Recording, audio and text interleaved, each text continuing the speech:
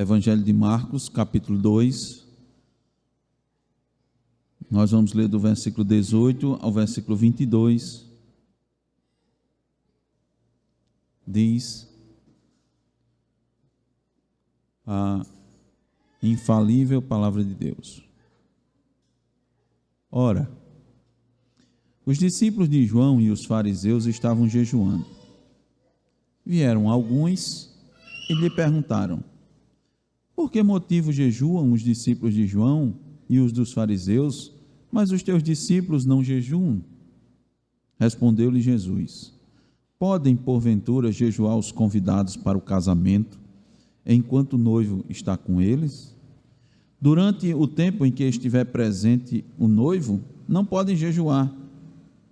Dias virão, contudo, em que lhes será tirado o noivo, e nesse tempo jejuarão. Ninguém costura remendo de pano novo em veste velha, porque o remendo novo tira parte da veste velha e fica maior a rotura. Ninguém põe vinho novo em odres velhos. Do contrário, o vinho romperá os odres, e tanto se perde o vinho como os odres. Mas põe-se vinho novo em odres novos. Amém. Oremos mais uma vez. Senhor, nos assiste nesse momento da exposição da Tua Palavra, trazendo, ó Deus, à nossa boca as verdades, Senhor, contidas nesse texto, e principalmente, Senhor, aquilo que o Senhor deseja falar nessa noite. Há muito, Senhor, que fala nesse texto, e a riqueza, Senhor, é tremenda. Por isso, Deus,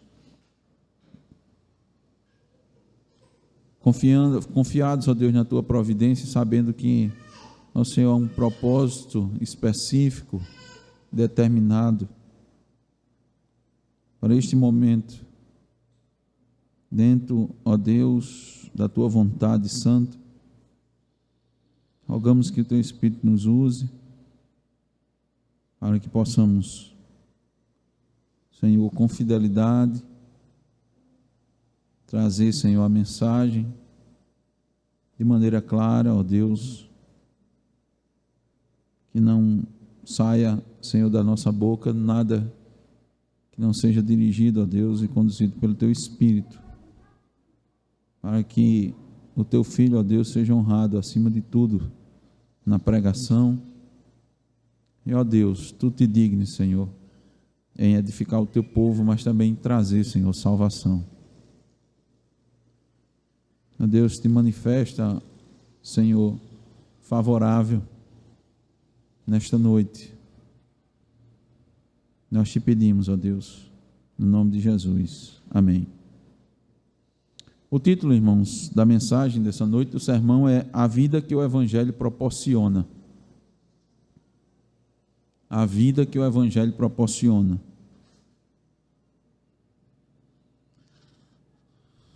Toda religião proporciona um tipo de vida para seus adeptos. Inclusive, a palavra religião significa religar. E ela é muito adequada porque o homem se desligou de Deus desde o Éden. O homem se separou de Deus. O homem pecou e se distanciou de Deus. Na verdade, foi um distanciamento duplo, né? Deus também se distanciou do homem, porque Deus não compactua com o pecado. Entretanto, Deus providenciou uma solução, e uma única solução. Não foram várias soluções, não foram várias possibilidades, mas uma única. E as religiões, elas procuram dar essa solução para o ser humano. Se nós fizermos rapidamente um exercício mental e lembrar de algumas religiões dos nossos dias, nós vamos identificar algumas características de cada uma delas e também, consequentemente, aquilo que elas propõem. O que é que elas propõem? As religiões têm uma proposta, apesar de, num primeiro momento, todas terem o mesmo objetivo, mas há propostas bem determinadas para várias religiões. E a consequência disso é vista na vida dos seus seguidores. Os irmãos sabem que há religiões que dão ênfase nas obras, e os seus adeptos procuram viver realizando obras, caridades, pois assim eles creem que vão conseguir um lugar no céu, eles vão se aproximar mais de Deus, eles vão fazer a vontade de Deus e, consequentemente, Deus vai lhes garantir um local no céu. Eles creem que o Pai bondoso vai levar em consideração aqueles que eles fizeram quando eles estavam aqui na terra, que Deus vai fazer a contabilização daquilo que eles fizeram e lhes ser gracioso. Há outras religiões que evidentemente tratam a respeito de Deus, pregam sobre Deus, sobre Cristo, mas tem uma ênfase muito grande no bem-estar dos seus fiéis, no bem-estar físico, na saúde física. E você vê o resultado disso na vida dos seus adeptos. As pessoas com ênfase grande na educação alimentar.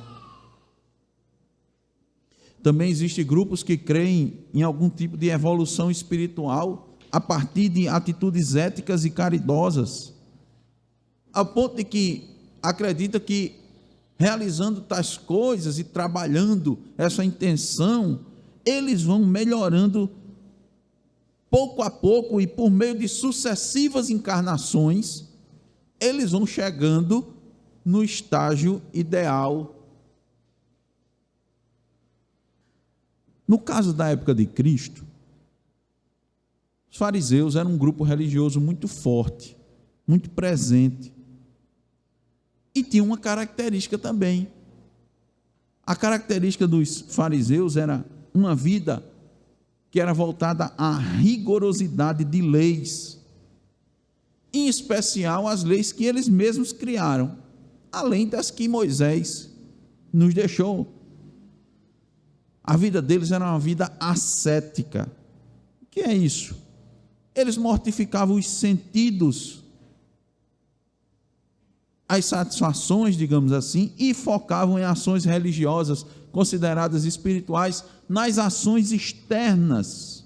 Tanto é que eles eram considerados irrepreensíveis por causa da sua observância muito estrita das minúcias da lei.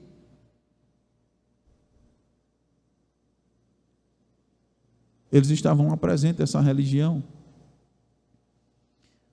Bom, o cristianismo também possui a lei de Deus, e como nós temos visto e estudado aqui, nós entendemos que a lei de Deus continua válida para as nossas vidas, a lei moral. Seu cumprimento também deve ser observado, mas a mensagem do Evangelho traz maior clareza à lei de Deus. O Evangelho liberta o homem, primeiro da condenação da lei, liberta também do farisaísmo, do legalismo, para lhe proporcionar uma nova vida, uma vida de alegria. Essa é a mensagem que Marcos nos traz, relatando o episódio do ministério de Cristo, no qual ele aqui foi interpelado por alguns a respeito do jejum. E essa mensagem do Evangelho traz, muitas vezes, escândalo, questionamento, e a Bíblia diz até loucura. Veja, você está em Marcos, capítulo 2, volte um pouquinho na sua Bíblia, para o versículo 1 do capítulo 2, nós lemos do 18 ao 22, veja, no versículo 1, do versículo 1 ao versículo 12, é relatado que as pessoas se escandalizaram quando Jesus proclamou e demonstrou autoridade para perdoar os pecados de um paralítico. que também recebeu cura. E eles ficaram escandalizados.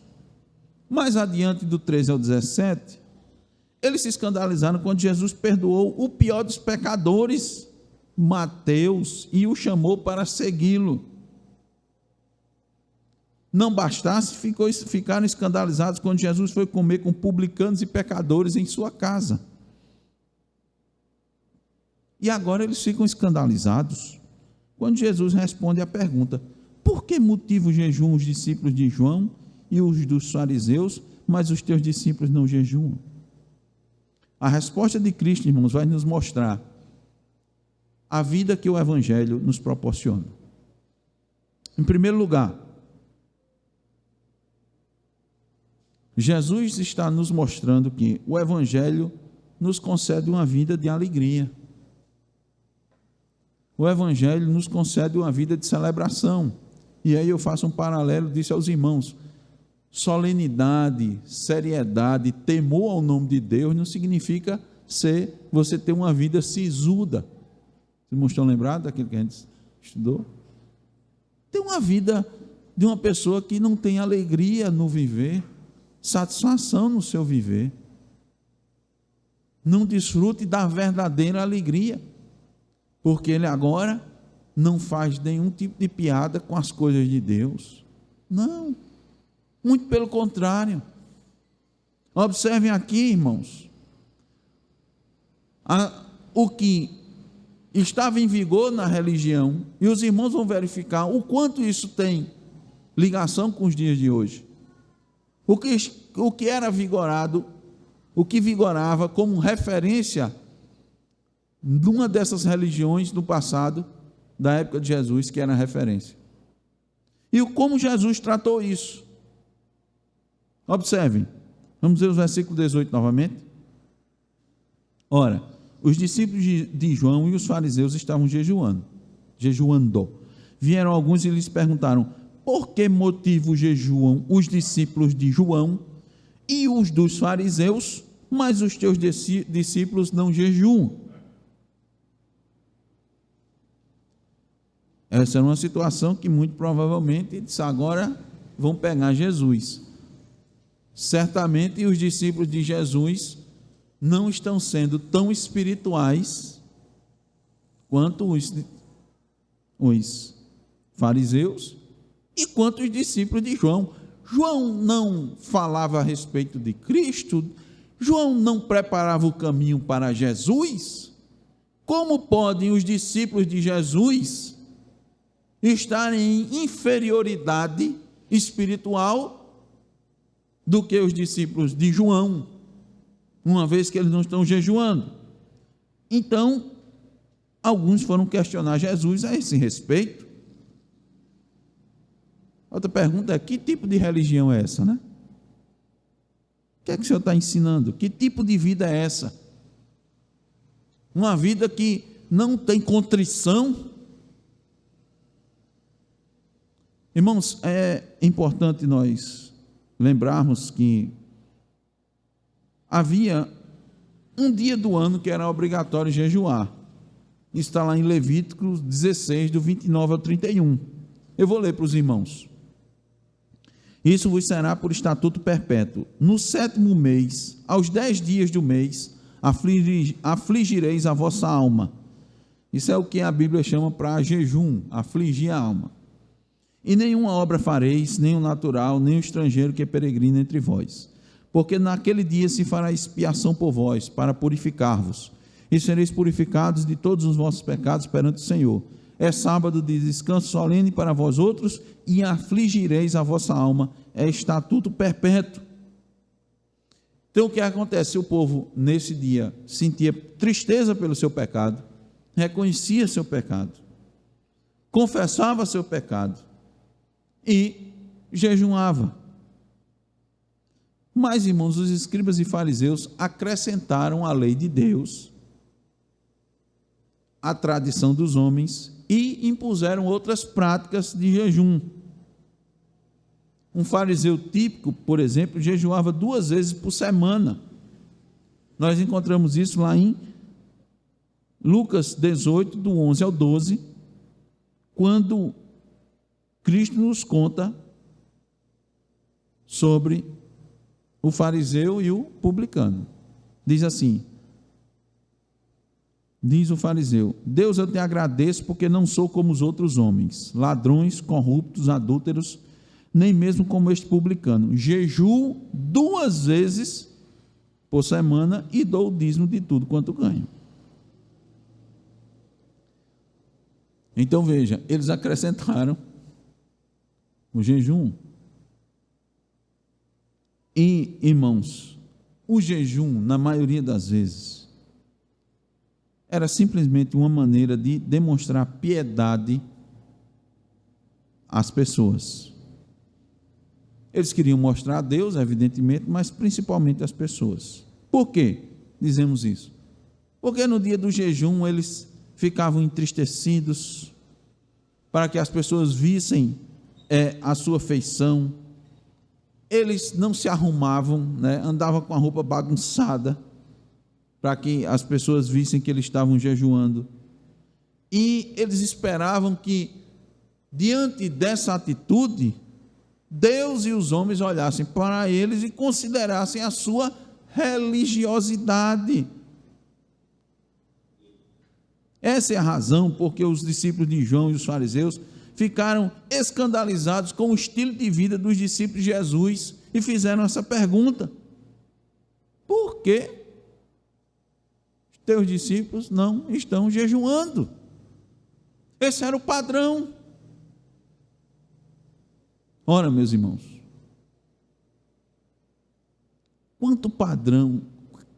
que padrão de cristianismo não tem sido estabelecido nos nossos dias? Será que os irmãos nunca foram interpelados, perguntados sobre determinadas práticas que se não se faz, inclusive o jejum? Nós vamos ver Cristo mostrando que se deve de fato fazer jejum e qual é a hora de fazer o jejum. Determinados tipos de atitudes, de práticas são estabelecidas e se tornam norma, se tornam padrão. Voltando aqui para o texto, olha a resposta de Jesus, versículo 19. Respondeu-lhe Jesus: podem porventura jejuar os convidados para o casamento, enquanto o noivo está com eles? Durante o tempo em que estiver presente o noivo, não podem jejuar. Veja, Jesus responde a pergunta com outra pergunta. E, irmãos, o judeu saberia responder essa pergunta com muita facilidade. E eu vou explicar aos irmãos por quê. A pergunta foi: pode jejuar os convidados para o casamento enquanto o noivo está com eles? Qualquer judeu ia dizer não. Agora, veja o detalhe. Entenda os detalhes do casamento judeu e você vai entender o quanto a pergunta de Jesus e a resposta, elas são significativas e mostram qual é a vida que o Evangelho proporciona. Primeiro, o casamento judaico, ele não é igual ao nosso, né? O nosso padrão da nossa cultura. Na época de Jesus, haviam, vamos dizer assim, havia 3 fases do casamento. Primeiro, era o compromisso. Havia um compromisso, que normalmente era firmado com os pais dos noivos. Havia um compromisso, irmãos, que remontava até o período em que os filhos eram pequenos, eram crianças. Depois, o segundo estágio era o noivado. Então, tinha aquele compromisso, mas o noivado era de fato. Agora, preste atenção como era o noivado, viu? Não é igual ao noivado dos nossos dias. O noivado, de fato, eles já grandes, já em condição de casar, havia o pacto do casamento. Havia o pacto. Veja, em condição de casar, não era só um jovem gosta de uma jovem. Eles são bonitinhos, combinam, né? Um é a cara metade do outro, né? Assim que você diz. Aí vão se casar. Não. Eles tinham que atender os requisitos. Quais eram esses requisitos? Nós vamos ver. O noivo devia ter condições de sustentar minimamente a noiva. Devia ter condições, devia ter um trabalho, devia ter algum tipo de sustento. Ele tinha que garantir minimamente uma casa, um local onde eles iriam ficar, com uma estrutura também mínima. Então, nesse sentido, havia o pacto do casamento. E esse noivado, se tem um noivado hoje em dia, você troca aliança, né? Você troca aliança, leva aliança. Naquela época, irmãos, tinha testemunha. Havia testemunha e a bênção de Deus era pronunciada sobre essa união. Daí por diante, a partir desse dia, os noivos se passavam a ser marido e mulher. Veja, aqui só é depois da consumação. Lá não. Fez esse pacto, ali o noivado já era considerado marido e mulher. Mesmo que fisicamente eles ainda estivessem separados, cada um vivendo na casa de seus pais. Porque o que acontecia? A partir daquele pacto, o noivo ia fazer os preparos finais para o casamento. Não está certo o casamento? Está certo. Já está casado? Estamos casados. Agora vamos fazer os detalhes finais. Que detalhe final é esse? A noiva ia preparar o enxoval. Não tem essa parte? Ia preparar o enxoval, todas as coisas. E o noivo ia ajeitar, terminar de ajeitar a sua casa, garantir a casa, mobiliar-se e deixava tudo pronto.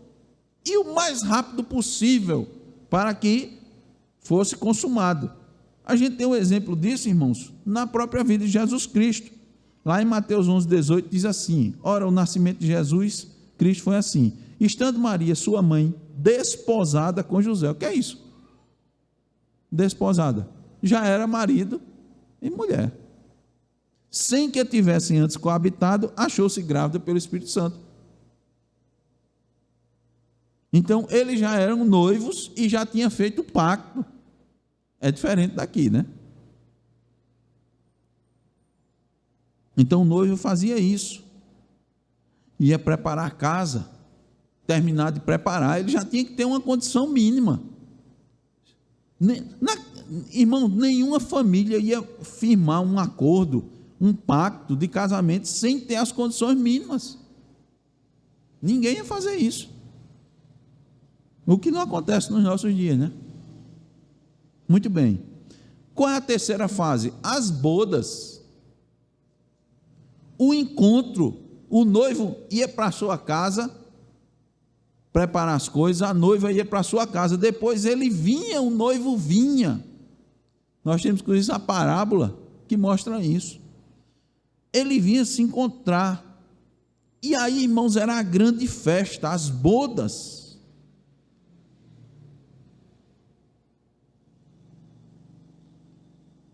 O noivo vinha, irmãos, tocadores anunciavam a chegada do noivo. Novamente eu vou dizer para os irmãos, olha, a nossa cultura, ela inverte as coisas que tem na Escritura. No casamento, irmãos, dos nossos dias, quem é enaltecido, quem toca a música é para a entrada da noiva. O casamento judeu era na entrada do noivo. Irmãos, o mais importante era o noivo. Eita, por isso que a Bíblia é machista, né? Não, irmão, nossa cultura, a gente tem que entender que a nossa cultura, ela inverte o que está na Escritura. A questão é essa. No padrão dos casamentos do nosso dia, a noiva passa, todo mundo se levanta e fica esperando. A noiva atrasa, o pessoal diz, é normal. Na Bíblia, irmão, quem se atrasou não entrou. A porta foi fechada. Não é assim? Você tem que estar preparado. A noiva ficava preparada com antecedência para receber a chegada do noivo. A expectativa era para a chegada do noivo. Isso é o que está na Bíblia, irmãos. A não ser que você vai dizer que a Bíblia está errada. Ou esse padrão, o nosso padrão está certo. É bom refletirmos. Então veja, o noivo entrava na cidade, chegava com a comitiva, com os amigos do noivo, tocando, e se dirigia à casa da noiva.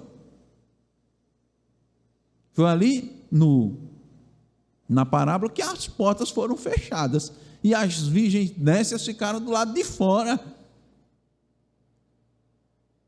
Porque o pessoal gritou: eis o noivo, não era assim? Olha o noivo, chegou o noivo. E aí, irmãos, na casa da noiva eles liam os votos e assinavam o contrato. E eram, irmãos, 7 dias de festa. O que é que acontece? Ser convidado para uma festa de casamento era a maior festa que havia naquela época. Outra coisa, né? A cerimônia era na casa da noiva, não era na igreja, não. Não era no templo, nem na sinagoga. O pessoal botou a festa para dentro da igreja, não é? A cerimônia para dentro da igreja. A gente não reflete sobre isso. Pode ver. Cerimônia não era para ser na sinagoga? Se fosse nos mesmos fazer um paralelo? Não era. Ou no templo? Jamais no templo. Era na casa da noiva. Normalmente. Então, quando você era convidado para uma festa de casamento, irmãos, olha, era a maior festa. Não tinha festa melhor daquela época, culturalmente falando. Então, o povo se alegrava. Os historiadores nos informam, irmãos, que na data do casamento, os professores da Torá paravam os estudos da Torá. Os mendigos e quem mais aparecesse podia comer de graça. Era um momento de festa, de alegria, de dádivas. Era música, era comida, era bebida. As pessoas se alegravam, havia dança. Não é essas danças que a gente tem no dia de hoje, não, dança sensual. Diz que a nossa cultura perverteu. Abrir um parênteses aqui, pode trazer escândalo. Dançar não é pecado, mas dança no dia de hoje, só pensar nas danças já é pecado. Então você tinha dança, tinha alegria, mas eram danças culturais, danças respeitosas, músicas adequadas para se alegrar. Por isso que a vida do evangelho é uma vida de alegria, a vida do crente é uma vida de alegria. Mas nós vivemos num mundo caído, que a alegria normalmente só vem por meios ilícitos, errados. A comida se torna glutonaria, a bebida se torna embriaguez, a dança se torna sensualidade.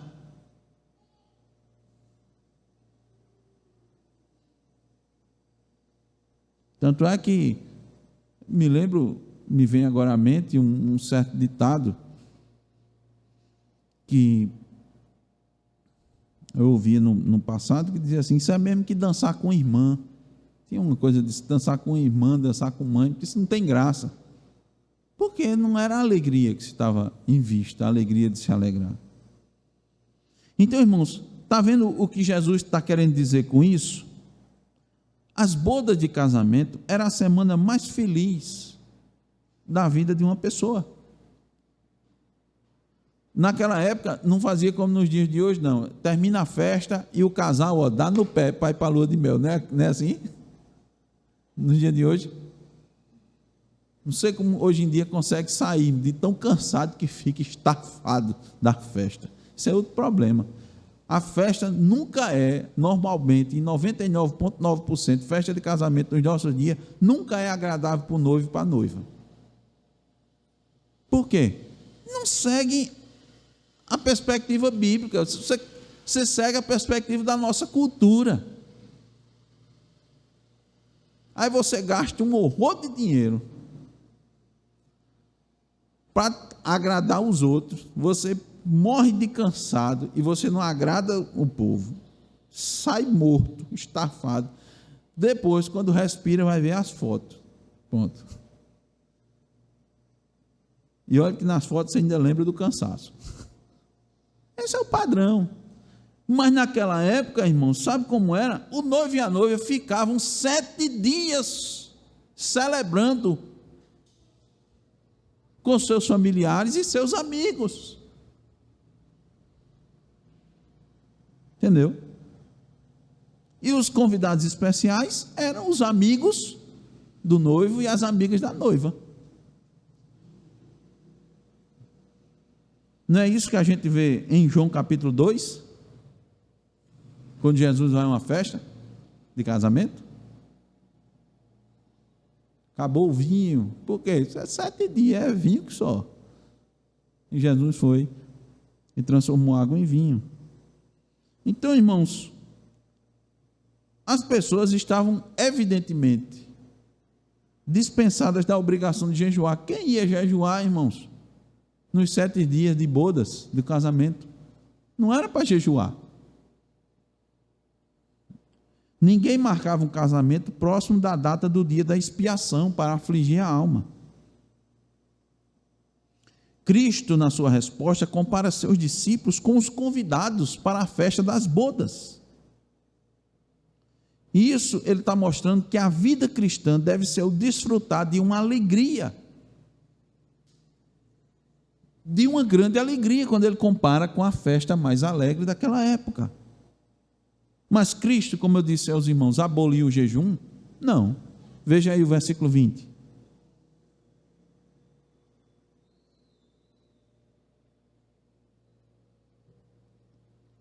Dias virão, contudo, em que lhes será tirado o noivo, e nesse tempo jejuarão. Jesus não aboliu o jejum, só não estava considerando necessário naqueles dias, por serem dias de alegria, porque o Filho de Deus, aquele que foi prometido, estava entre os homens, trazendo-lhes a luz da salvação. Isso devia ser motivo de festa, de júbilo. Isso, irmãos, Cristo trouxe para deixar para trás o legalismo fariseu e mostrar que a vida que o Evangelho proporciona é diferente. É diferente. Hendrickson diz assim: a vida que Jesus proporciona está trazendo alegria para o triste, cura para o enfermo, libertação para o endemoniado, purificação para o leproso, pão para o faminto e salvação para o perdido. Então, a vida cristã deve ser uma vida de gozo. A atitude do cristão deve ser de alegria. Achar a companhia de Cristo é a chave da felicidade. Quer ser feliz? É em Cristo.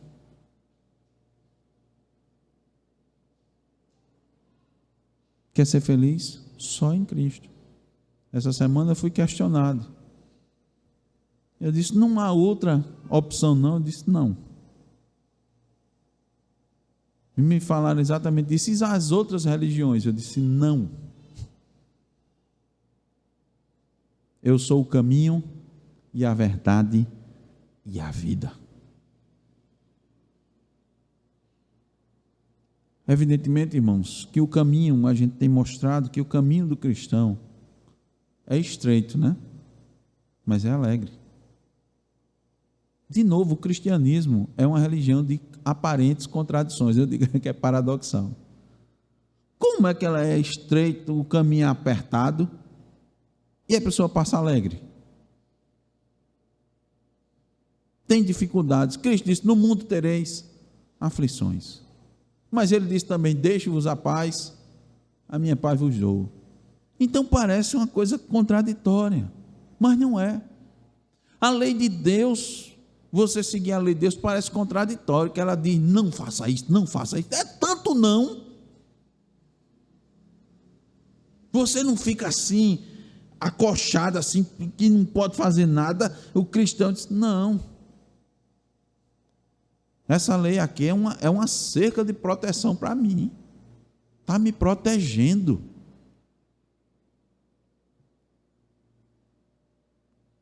Então, irmãos, Cristo é a chave da felicidade. É a chave da felicidade. A igreja não é só um grupo de amigos. Na verdade, em Apocalipse nos diz que a igreja é a própria noiva. Não é só o grupo dos amigos do noivo, dos amigos da noiva. É a própria noiva. Precisamos celebrar isso. E um dia nós vamos entrar na eternidade. Em vez da casa da noiva, vamos entrar na casa do Pai.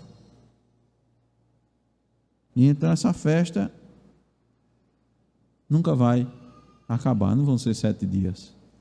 Nunca vai acabar. Então a vida proporcionada pelo Evangelho é de alegria, é uma vida de celebração. E é bom refletirmos, irmãos, se estamos vivendo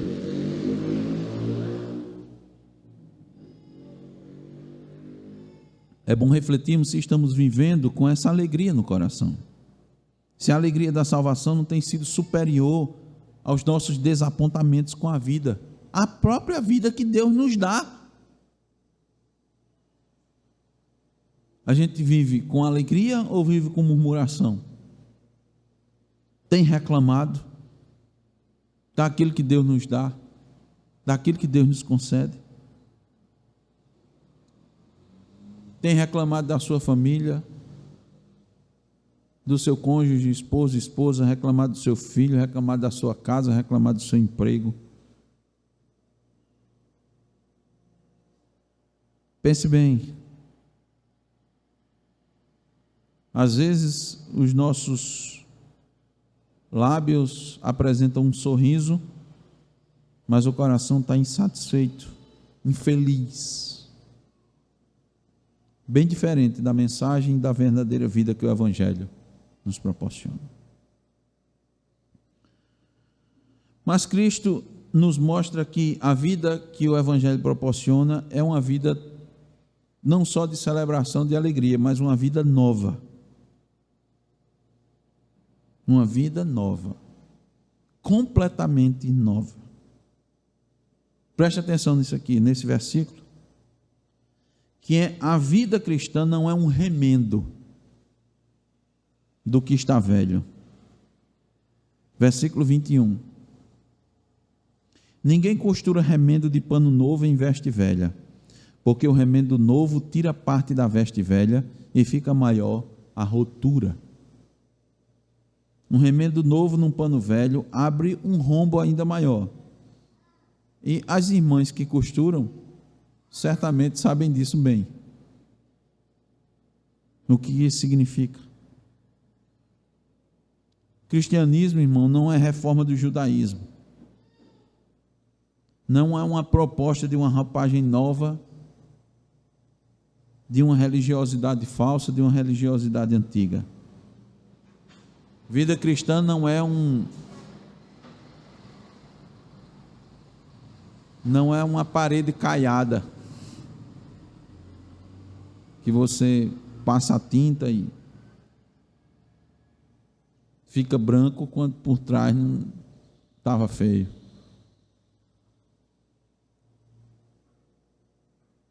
O vestido velho aqui que Cristo está falando, o pano velho, é o velho sistema da lei, os velhos costumes do povo judeu. O vestido velho nos nossos dias é a religiosidade falsa, é o evangelicalismo. A salvação que Cristo oferece são vestes novas. Ele fala disso, não é?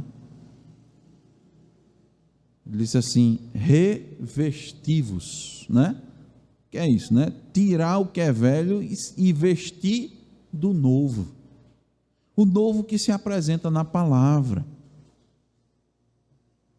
Cristo disse: todas as coisas são feitas novas.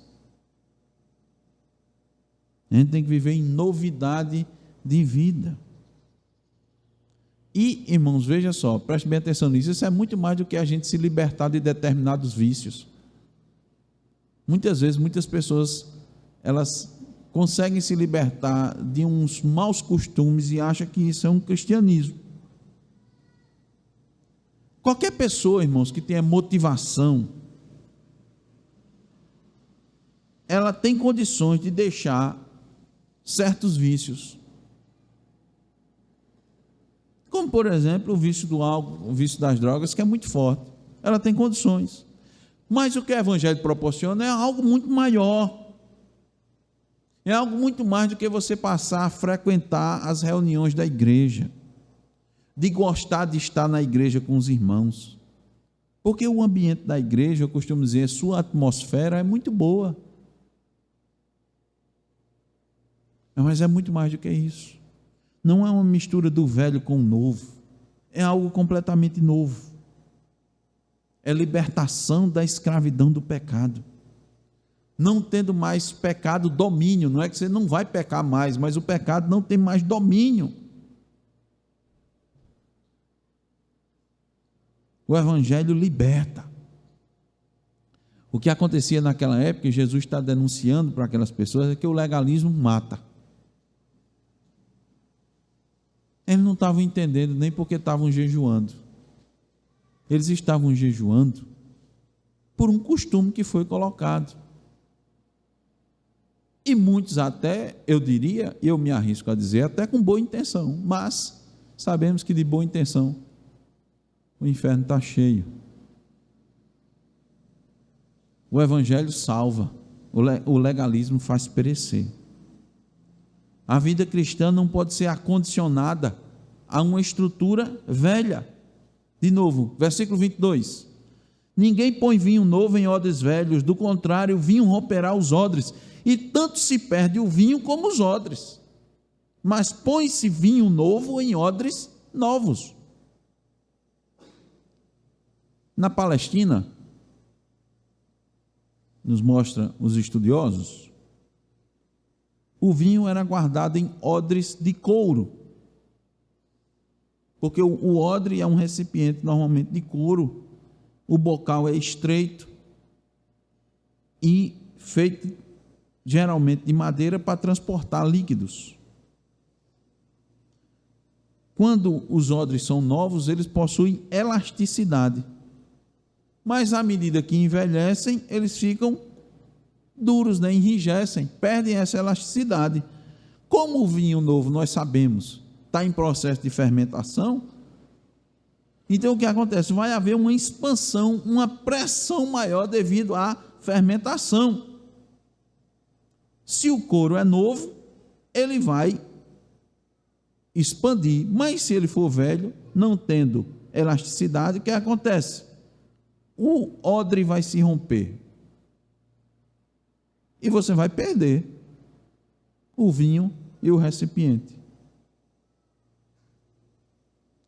Meus irmãos, o cristianismo não pode ser acondicionado em odres velhos, não só do judaísmo, como de qualquer outra religião.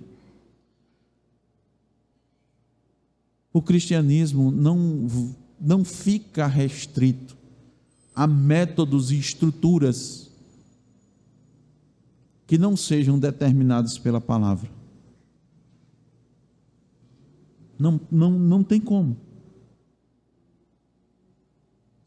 E a gente precisa estar com o coração sempre aberto à mensagem transformadora do Evangelho. E veja como isso combina com a igreja reformada sempre reformando. Vinho novo, odres novos, expansão, compreensão maior do Evangelho, crescimento no conhecimento de Deus, crescimento em piedade, em temor a Deus. Odres velhos não conseguem sustentar isso. Havia um rápido parênteses, eu vejo isso, irmãos. Os irmãos, certamente alguns já passaram por isso. Passaram por algumas igrejas que tinham os odres velhos.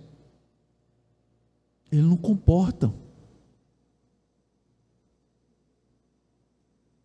Igrejas que chamadas tradicionais não comportam. Nem comporta o evangelho, mas nem comporta mais nem os tradicionais. Ruíram. Romperam. Está aí cheio de novidade.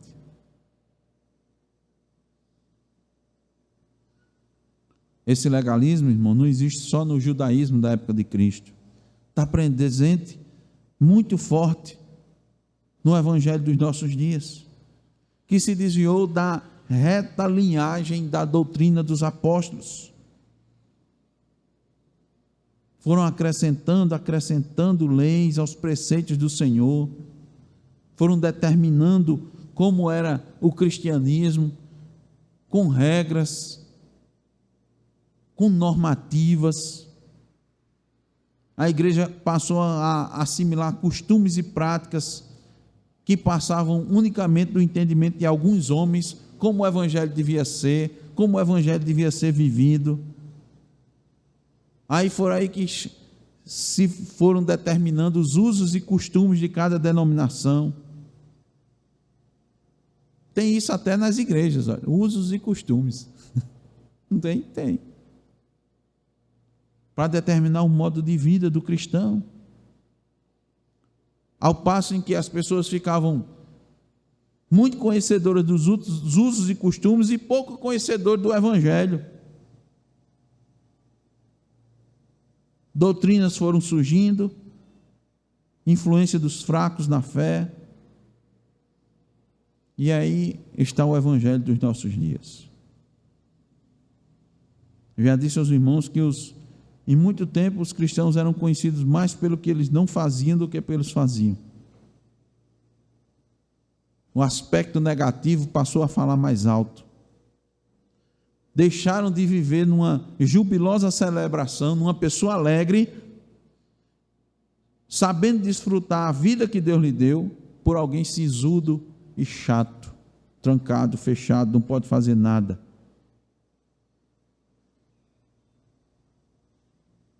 E repito, os irmãos sabem que os cristãos passaram a serem conhecidos como aquele que não bebe, não fuma, não vai para a festa, não se diverte.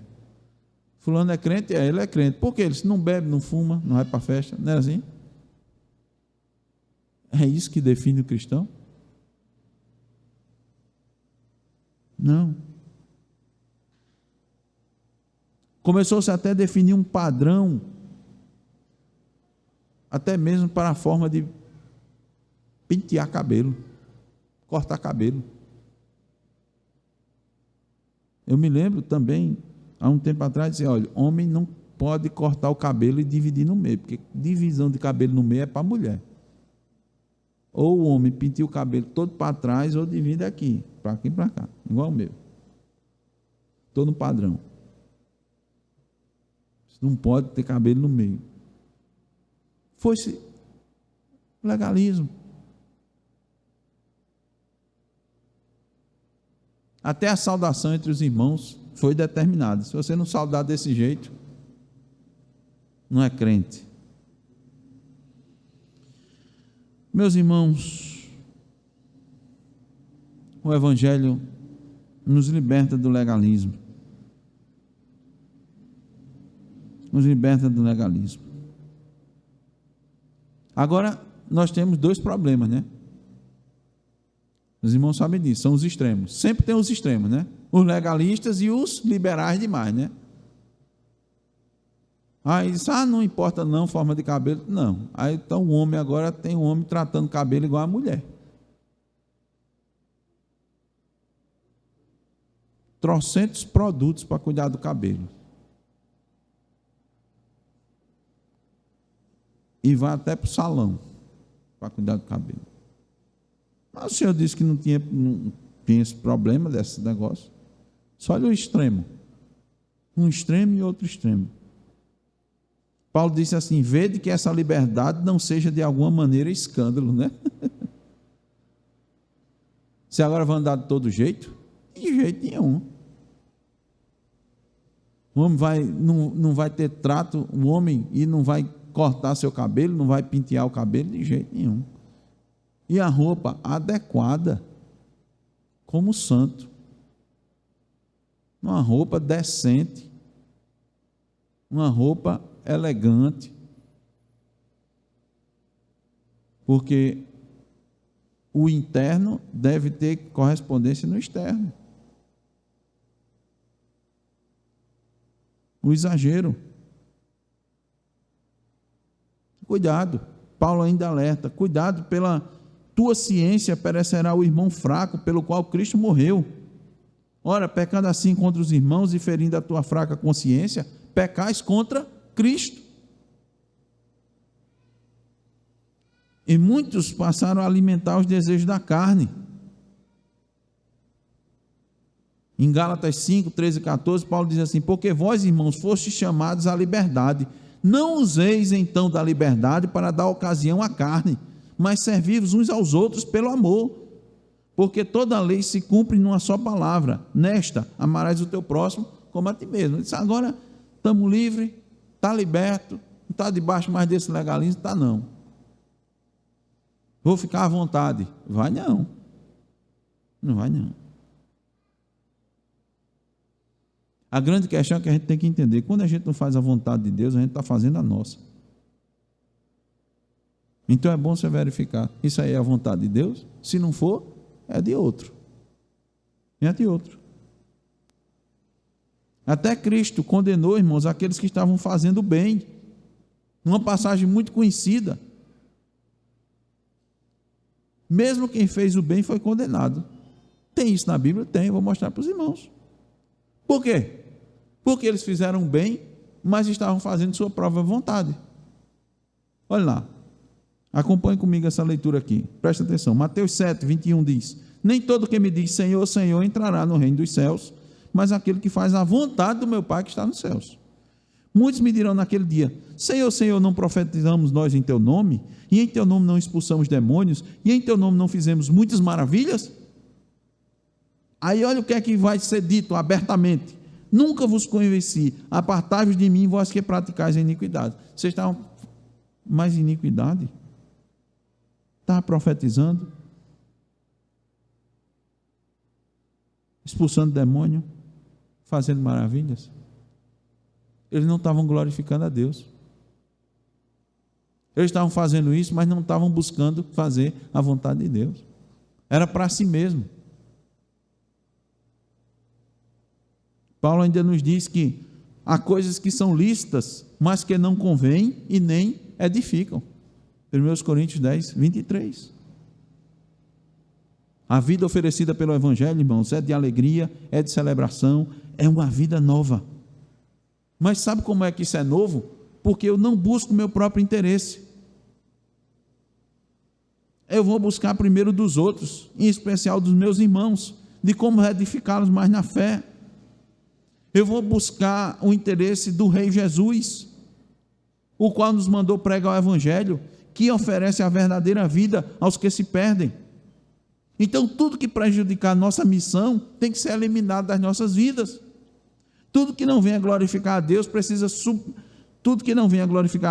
ser substituído por algo que tribute glória a Deus. É uma vida nova. Nossa forma de pensar passa a ser outra, porque temos a mente de Cristo. Ela nos permite avaliar e considerar nossa conduta, nossa fala, nossos costumes, nossa cultura, a cultura do mundo, a cultura da igreja. Ela vai nos mostrar como encarar os problemas e as dificuldades da vida. Eu trabalho agora, mas eu trabalho de forma diferente, porque eu trabalho como sendo para o Senhor. Meu linguajar agora é um linguajar diferente. Palavras vãs e tolas não são mais pronunciadas como temos aprendido. Eu usava palavras que tomavam o nome de Deus em vão. Eu não vou fazer mais. E era até engraçado, mas eu não vou fazer mais. E era até bem recebido no meu grupo da igreja, mas eu não vou fazer mais. Vida nova, vinho novo em odres novos. Concluindo, irmãos, as práticas antigas do legalismo certamente não são compatíveis com a vida oferecida pelo Evangelho. A busca por viver em novidade de vida não deve nos levar à escravidão dos costumes dos homens, por mais espiritual ou santo que pareça ser. Assim era a prática do jejum dos fariseus, realizada 2 vezes por semana, sob uma fingida aparência de consternação e piedade. Assim como a liberdade que temos em Cristo Jesus não deve ser usada para dar ocasião à carne, mas nos levar a uma grande celebração. Vivemos na expectativa da vinda de Cristo. Gozamos da sua proteção, do seu cuidado.